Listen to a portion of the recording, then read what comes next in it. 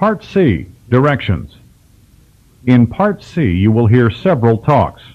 After each talk, you will be asked some questions. The talks and questions will be spoken just one time. They will not be written out for you, so you will have to listen carefully in order to understand and remember what the speaker says. When you hear a question, read the 4 possible answers in your test book and decide which one would be the best answer to the question you have heard. Then on your answer sheet, find the number of the problem and fill in the space that corresponds to the letter of the answer you have chosen.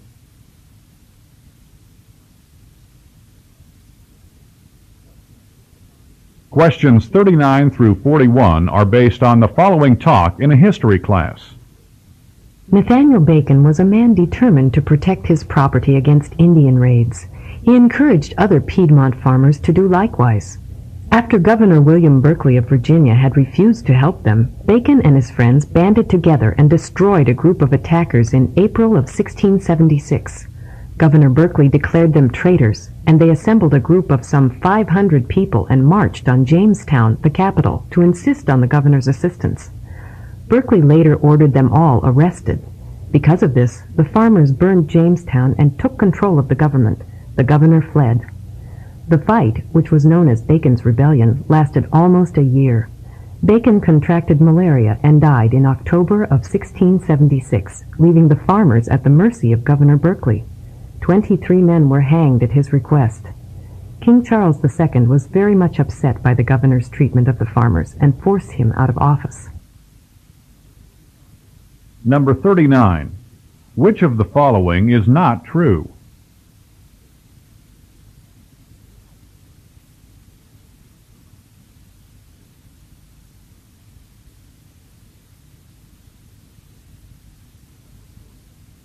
Number 40. Approximately how long were Bacon and the farmers able to fight off the governor?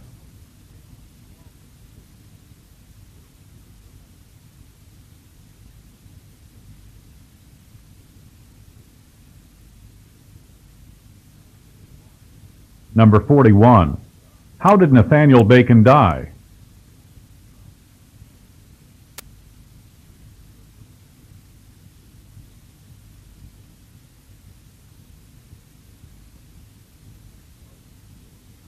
Questions 42 through 46 are based on the following talk about Mount Rushmore. Towering over the Black Hills of South Dakota at 6,000 feet above sea level can be seen the majestic and lifelike figures of 4 of America's greatest presidents. Goodson Borglum spent 14 years carving these gargantuan busts in Mount Rushmore as a lasting tribute to American leadership. In 1927, Borglum began this monumental task when he was 60 years old, retiring for their retirement and not for a lengthy project. Upon Borglum's death, his son continued the project until the funding ran out. Of the 4 presidents, George Washington's bust is the most prominent, looking as serious as we tend to think of him. Behind him is Thomas Jefferson, who bears a friendlier visage. Teddy Roosevelt is tucked off into the corner next to the last of the 4, Abraham Lincoln, whose bust is the least complete. It is unbelievable that such a monumental masterpiece should sit in a now quiet area, once the scene of deadly battles between the Sioux Indians and the white man. Number 42. Why was work on Mount Rushmore finally discontinued?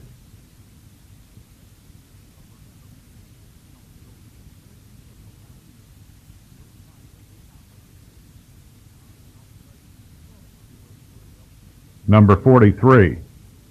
Which of the following presidents is not represented in this magnificent sculpture?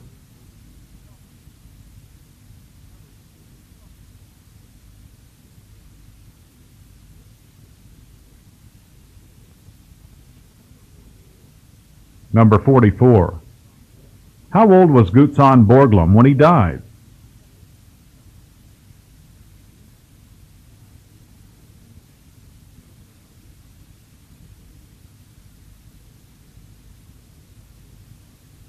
Number 45. How can the figures of Mount Rushmore best be described?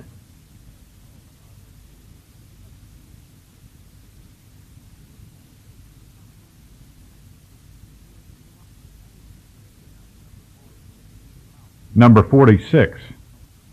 Which of the following is not true?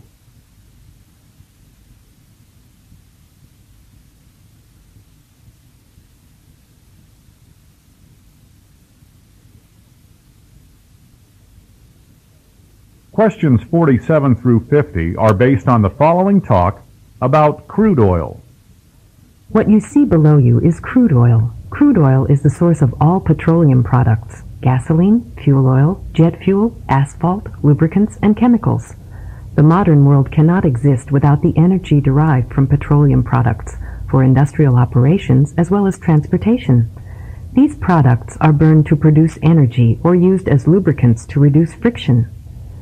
Many years ago, crude oil could be found close to the surface, and it would ooze from the ground without a recovery operation. That supply was very limited. Today, oil wells must be drilled to depths of hundreds and even thousands of feet. Generally, crude oil must be pumped to the surface. Crude oils are classified into two types determined by the percentage of sulfur they contain. Sweet crude oil has less than 1% sulfur, while sour crude has greater than 1% sulfur content. Crude oil is a mixture of many complex organic compounds. Though the chemical elements involved are mostly carbon and hydrogen with traces of sulfur, nitrogen, and oxygen, the complicated structures of these organic chemicals create a multitude of different compounds. Number 47. Where did this talk most probably take place?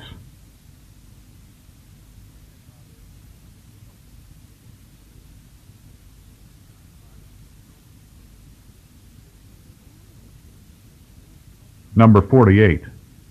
What is crude oil?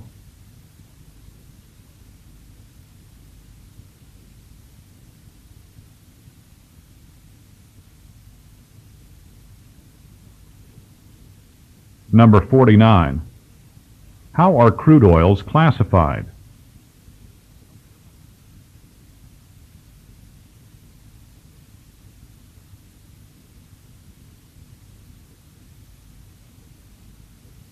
Number 50. What does sour crude oil refer to?